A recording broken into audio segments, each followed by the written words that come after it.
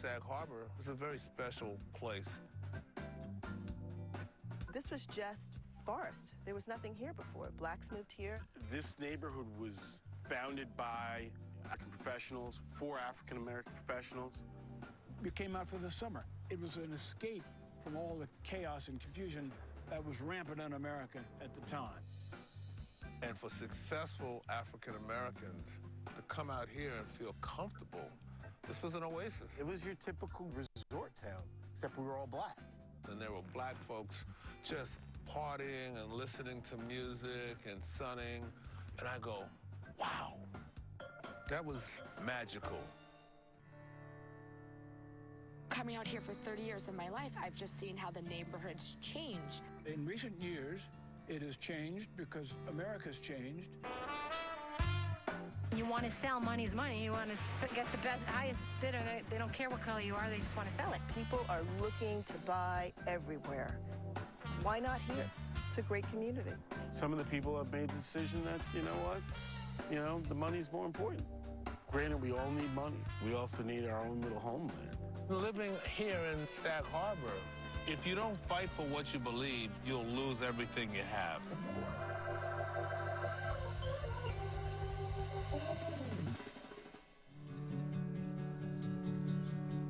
Sag Harbor, this is my spot. This is my place. My name is Bill Pickens, and we're in Sag Harbor at my homestead called the Red House. In 1950, I stepped foot in this house when I was about 13 years old. This was about the 10th or 12th home in the entire community at that time. They were all dirt roads then, though. My parents came out because my dad was a New York lawyer, and he loved boating, and he saw this water. He said, that's for me. And my brother and I came out, and in lieu of camp, this is where we came. We had a great time. The attraction was we could own it, we could use it, we could look forward to the future for our families and grandchildren to come out.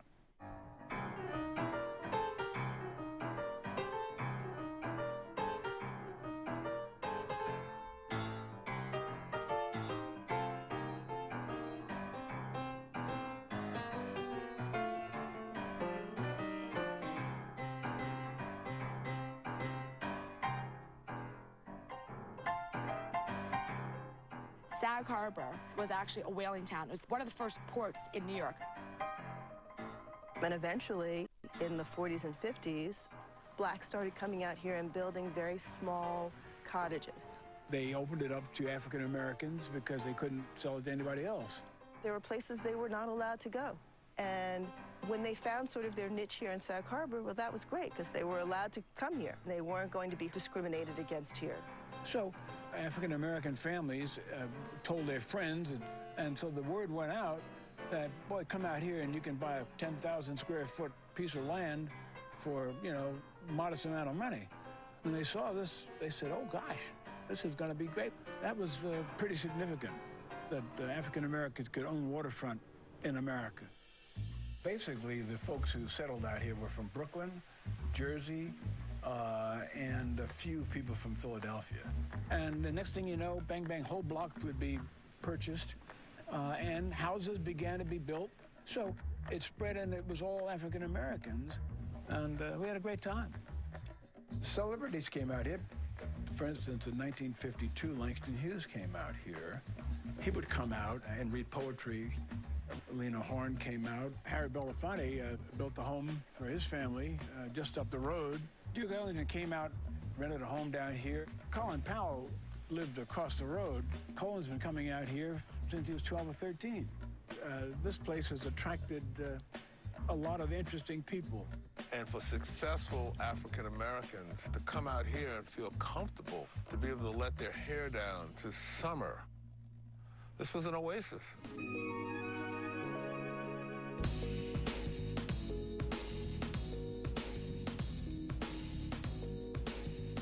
The Hamptons is an enclave of Long Island. It's a place where people have come for years to get away from New York City, but you still have a sophisticated, eclectic, diverse crowd of people. The Hamptons has always been pretty much an exclusive area. It's for the millionaires. famous people live here: Calvin Klein, Ralph Lauren, Billy Joel. Sort of our Beverly Hills. When people think Hamptons, they think East Hampton and stuff you see on TV. People forget Sag Harbor actually is in the center of it all. Sag Harbor sits on the bay side. You've got the town of Sag Harbor, you've got the main street, and then there's African-American communities around that. You have Azuress, and then you have Sag Harbor Hills, and then you have Nineveh. We have sort of a one long beach that connects all of the communities. In these communities, they're very accomplished African Americans. They're educators, they're doctors, they're writers, they're artists. It's really the creme de la creme of the community.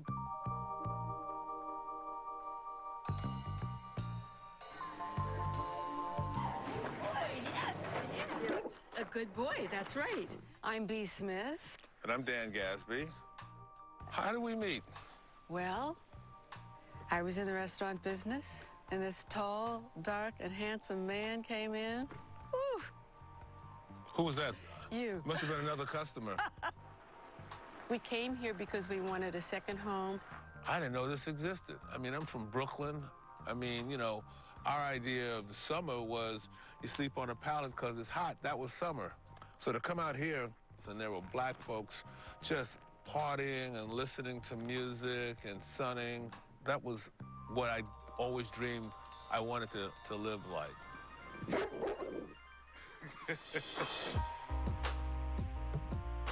My name is Michelle Arrington, and I'm from Brooklyn, New York. I started coming out here, I think I was 12 years old. This house was built in 1978.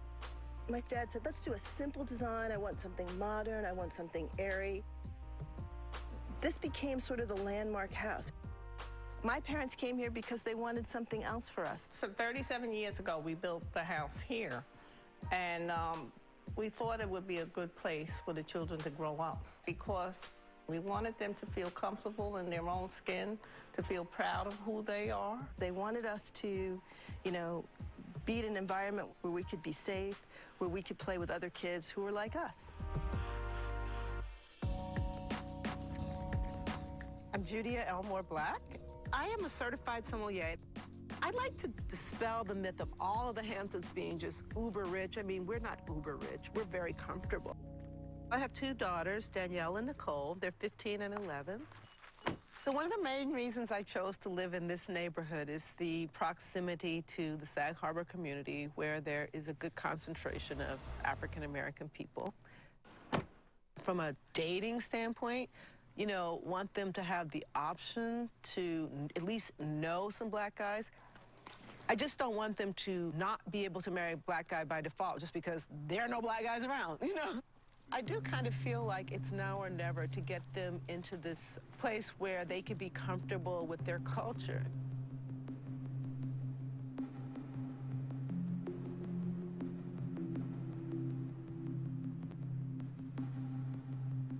It was all African-American from the get-go.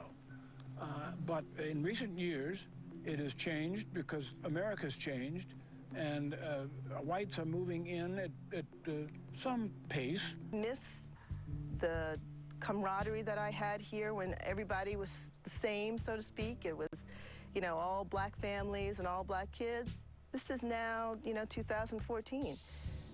People are mixing and melting, and that part of it I do like. Now we're coming down Hempstead, and we're gonna turn into Azuress. I've been coming out my entire life, literally since I was in the womb. The property value has risen to the point now where this is a good bargain. People come in and buy. When I was growing up here, the only boats you really saw out there were the occasional clam or scalloper. And now, as you can see, multi-million-dollar yachts. They found us. We were hiding. We had our own little Shangri-La, and now they're here. So, in time, I'm sure, with that kind of pressure, economic, things will change. And we could sell it off, but when it's gone, we'll wish we didn't. That I can guarantee you.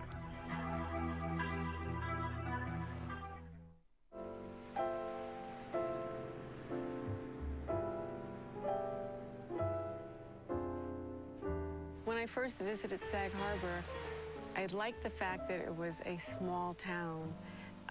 I liked the fact that people would nod their head at you or say hello to you as you're walking down the street. Sag Harbor was, for some people, an opportunity to live the good life and be able to get away so that they could recharge their batteries. That's what you do out here. As much as I love the house and I love being here, I love being able to look out and seeing this. And so this beach and this community has a certain social significance to me because I've been there. I remember being denied the opportunity to go to a party at Colonial Country Club. I remember not being able to get into the New York Athletic Club. And that's why I bought here, because I never wanted my kids to have to worry about walking someplace where somebody's going to tell them they didn't belong. These three communities, Azure Rest, Sag Harbor Hills, and Nineveh, are now part of the Hamptons. It's suddenly become a commodity.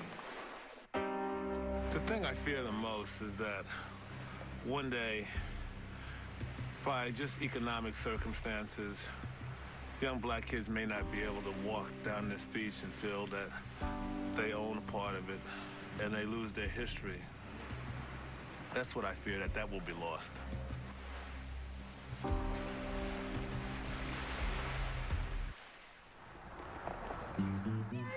Hi, how's everyone doing?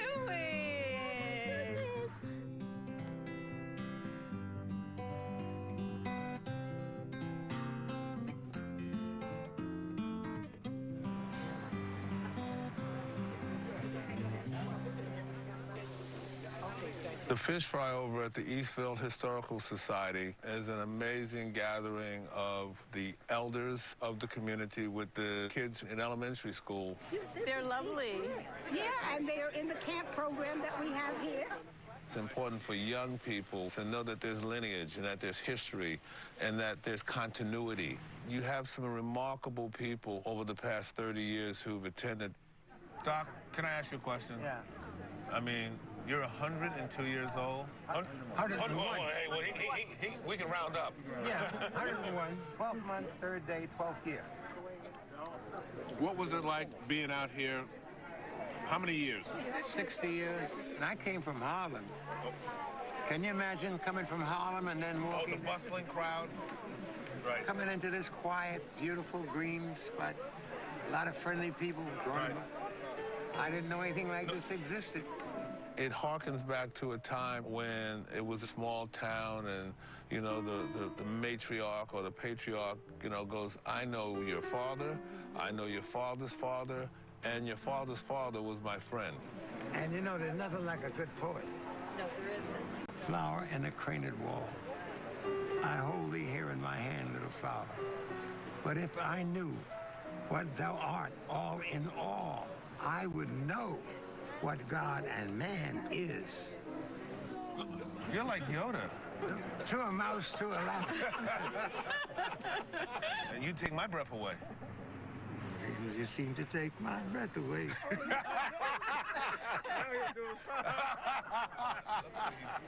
Thank you. Thank you, boss.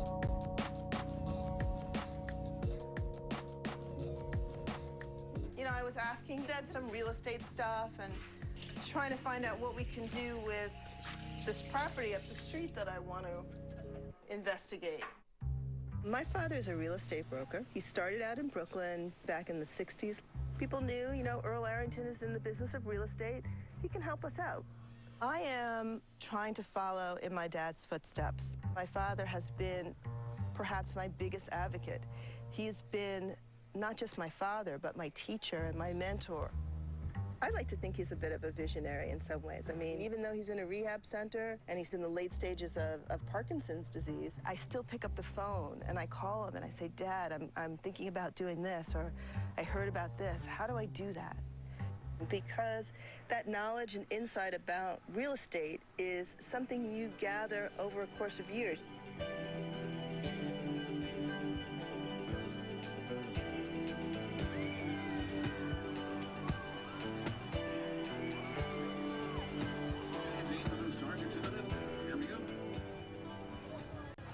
What about that one?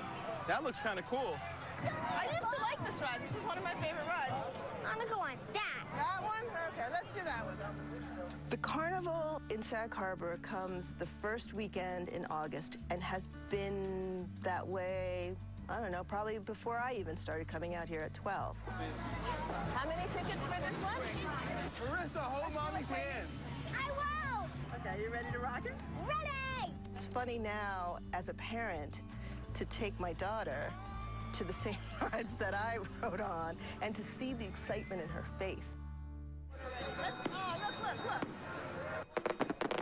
One of the things that you see in this particular community are the moms and dads are still together. This was like the big event for town. Wow. The family unit is very intact here. It's a very important part of creating that stability for the next generation. That's the common chord of all of the families out here.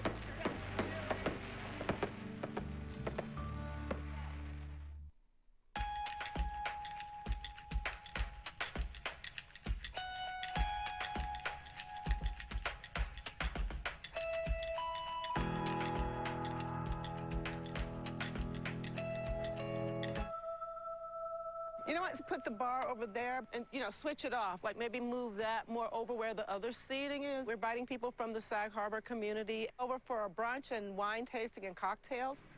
Let's see how many we have. We have just enough for the round tables. Then the bar needs some flowers. We're just doing a little informal past brunchy hors d'oeuvres and wines that are paired with the hors d'oeuvres. Let's see. Oh, yeah, these. Do the Bordeaux. It was a really great vintage. And then I have some Italian ones. This is kind of like my debut to Sag Harbor. I'm really nervous that if it goes wrong, I don't get another chance.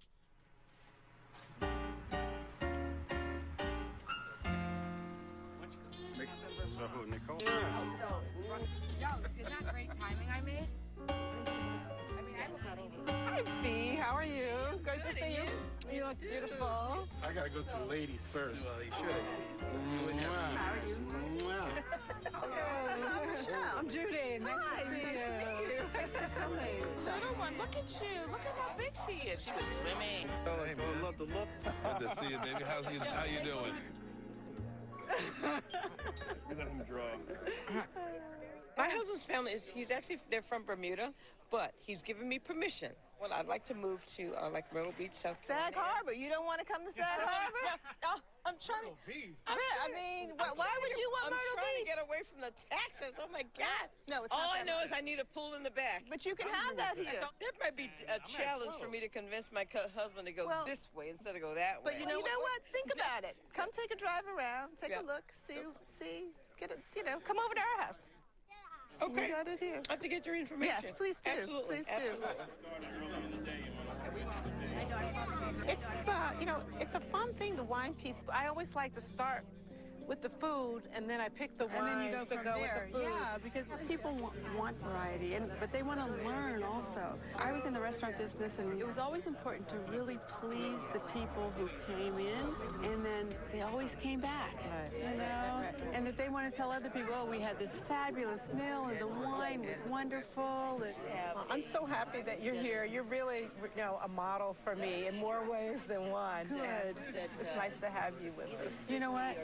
We all have had somebody before us who helped us to get to where we are today.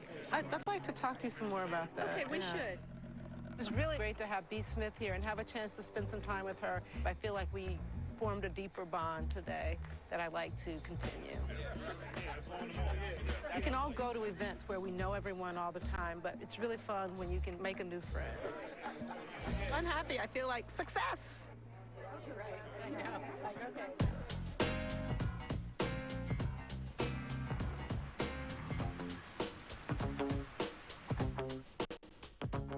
Bishop, come on in, boy. Well, Bishop, we've got some people coming. Hey! How are you? Candace. Great to see you. Good Thank to you see for you. having us. We have a lovely young couple just married recently, and a guy named Hank, I call him the Hankster, and his lovely wife, Candace. Hello? Who's that? And then a dear friend of ours, Ron, who's like a brother to me. And so it's gonna be the 6 of us, and we're gonna have a good time. Hello. I haven't seen you guys since the wedding. How's everything? How you doing? I didn't tell Ron you guys were coming, and you didn't know, but you know each other. Blacks in the Hamptons. You know, there's only about a few of us out here, you know. But you know, Sweetie is working on a little cocktail. We're gonna make this like a martini. We're gonna call this a Hard Rock Martini. It's a party. We don't get to do this every day. Cheers. Thank you for having us. Thank you. You guys, go ahead. I'm so glad that we have all of you here. We're happy to be here. Pleasure. And you look beautiful. Always. Oh, this looks amazing. Let's dig in. Oh, wow.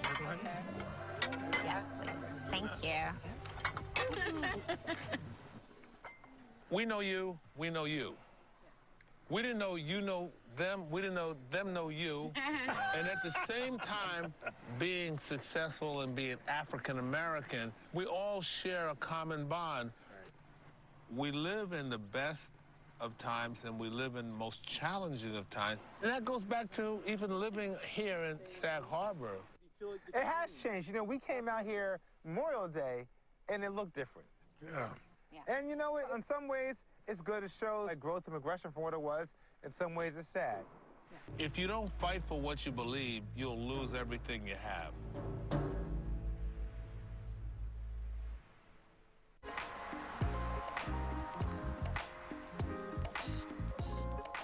I think today what I want to do is see what's out there.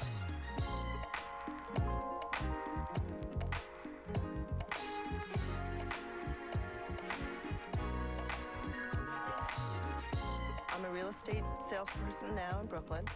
I am also an owner, and I rent my property here in Sag Harbor. I mean, maybe when we're out today, we might bump into people who are potentially interested in selling. Okay, cool. I think we got a plan. Let's go. I realize there are families that are looking to have the experience, I guess, that I had as a kid. And so I thought, well, gee, my dad's doing it out here. I should just do the same thing. There's one I have in mind. Your dad originally sold this. Didn't he sell this? This whole lot.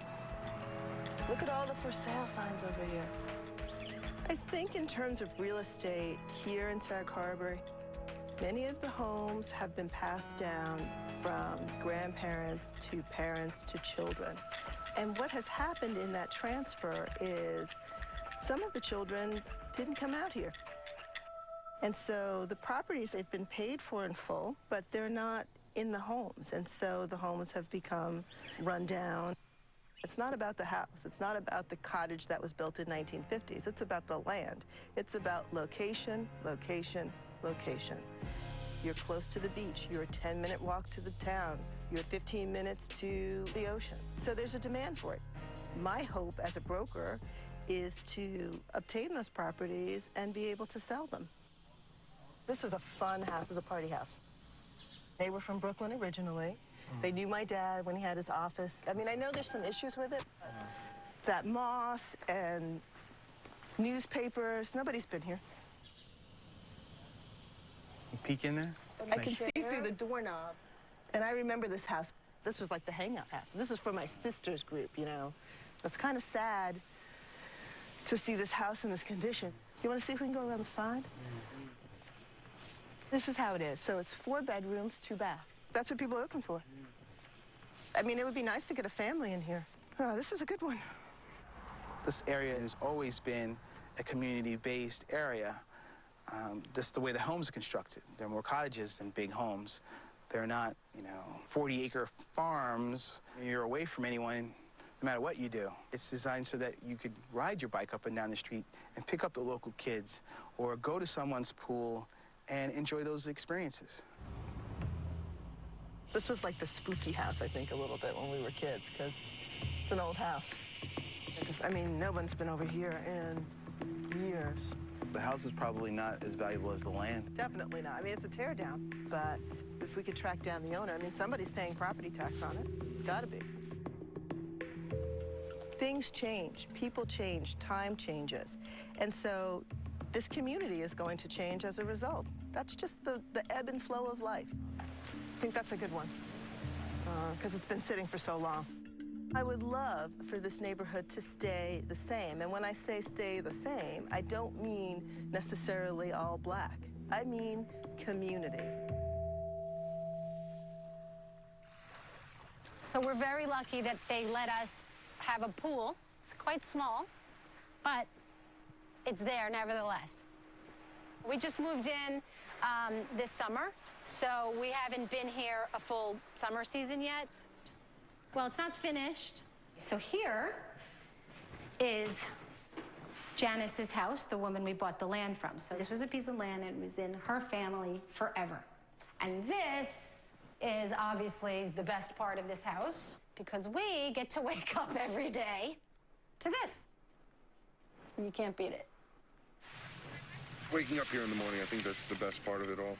We've been out in the Hamptons for years, right? And we found this, and we were like, this is unbelievable.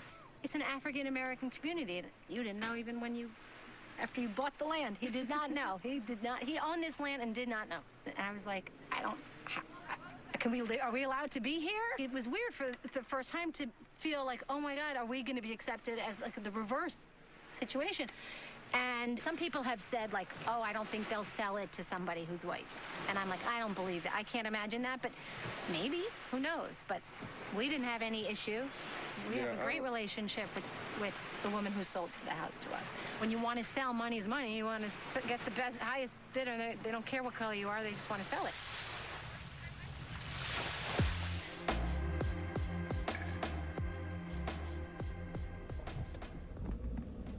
When I grew up here, this was all dirt roads.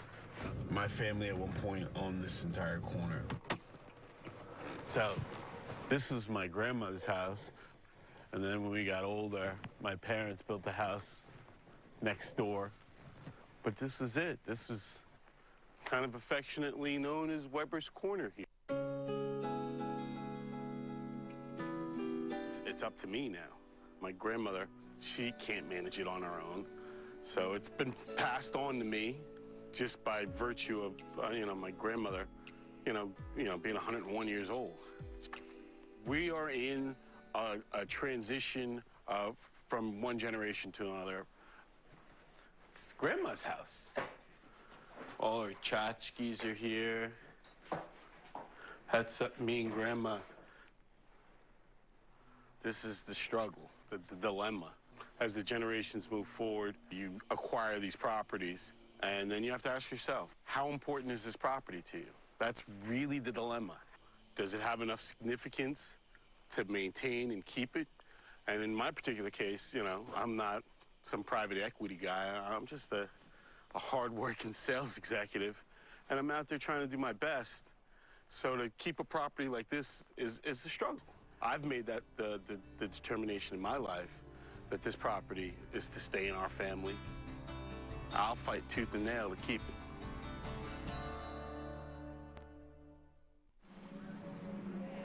What made you bring your boat to the Sag Harbor, T? I've been boating out here my whole life. I got it from my daddy. Your daddy was in Sag Harbor as well? My daddy was boating out here with his father. Somewhere out here is my piece of paradise. It's just my little slice. My dad was a motorboat guy. His father was a sailboat guy. Oh, really? Yeah. They've been out here forever.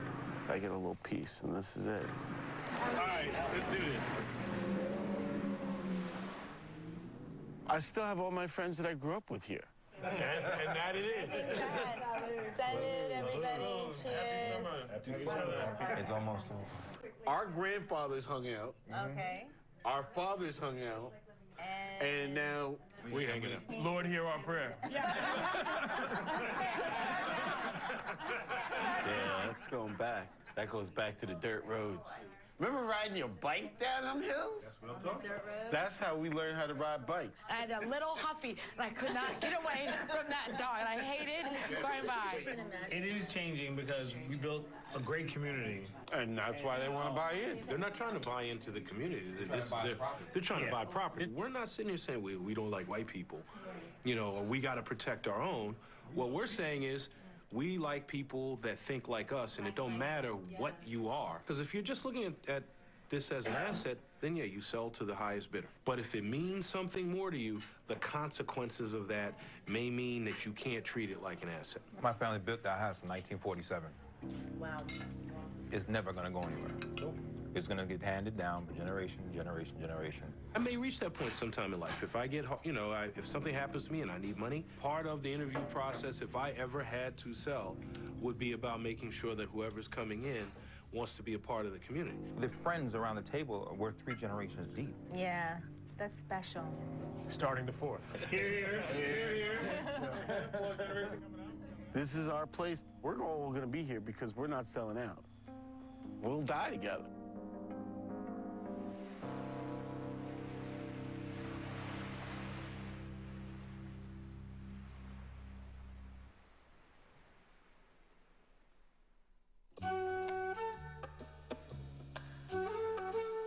Hey, we're gonna fire up this baby over here.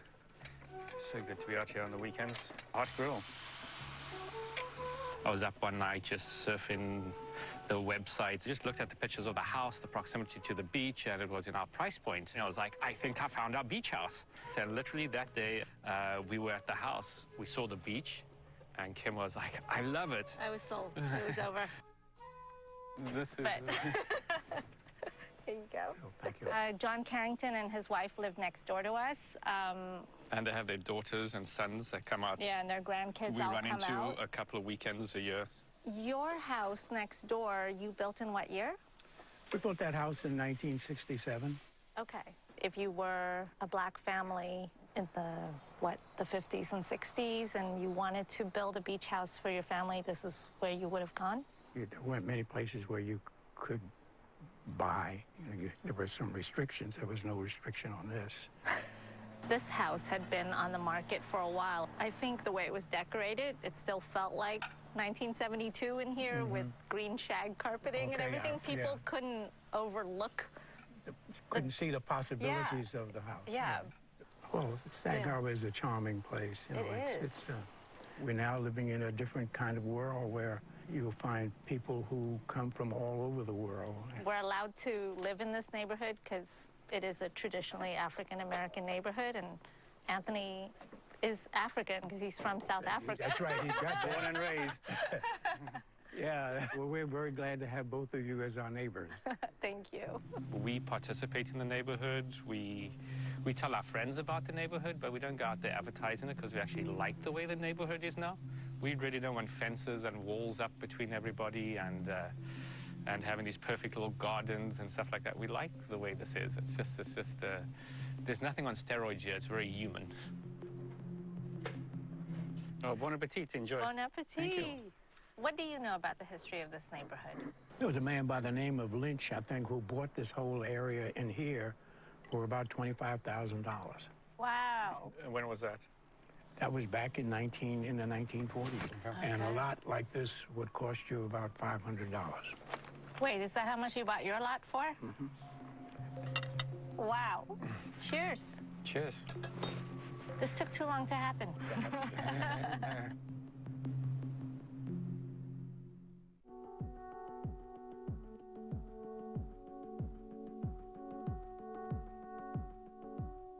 This couple, I believe, is interested in selling. Nice lot. It's very nice. Would they be in the range? That might be in the range. This is beachfront right here. Oh, yes. Beautiful views. It's a little nostalgic for me because I know all of these houses. Oh, I bet. I know all of the people who've lived in them. I don't know the addresses, but I know the families. Right. A lot of history here and a lot of friendships that have been forged. Michelle is phenomenal. She's sincere in her commitment to seeing us along this journey. I have the 13-year-old and the 10-year-old. They can actually walk to town themselves, right? Exactly. I want to make sure we act and do this while our kids are still young.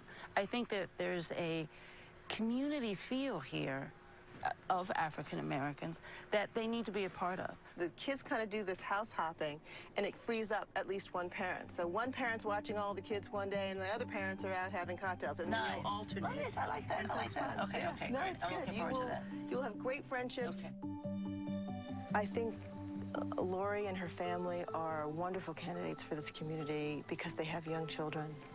You know, this is a community of families, you know, where everything sort of revolves around the children and the parents and this social component to it that is open to everyone. People who are looking for that would love to live here. At the end of the day, I think that that's what Sag Harbor provides. Oh, man. That is terrific.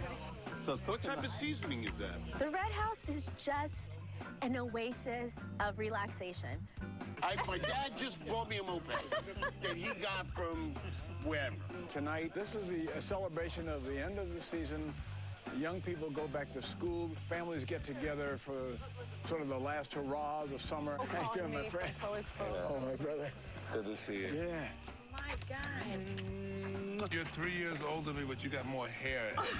And so that makes me upset. In a few days, I'm 78 years old, so Well, I'm standing. You know what? I'm still standing. It's a beautiful thing. Oh, we have some movies. My father took 8mm pictures and stored away so that his children and grandchildren could someday see what Sag Harbor was back in its early days. Oh, wow. Frolicking the sand. Oh, my gosh. Look at that. Oh, he Isn't was. that great? It's so Oh, wow.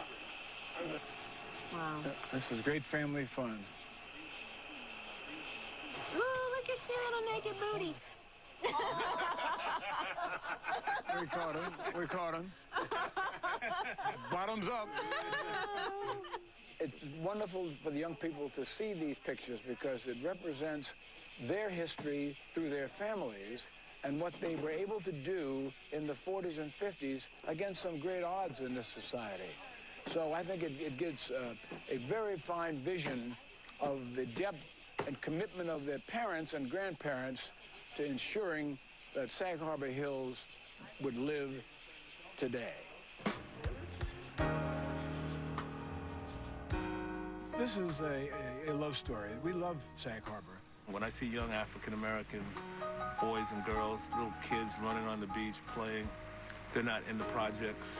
They're not thinking about whether or not they've got to duck and run because they hear gunshots. It makes me feel proud to know that we have a piece of this dream called America. And I'm proud of that. I'm proud of Sag Harbor.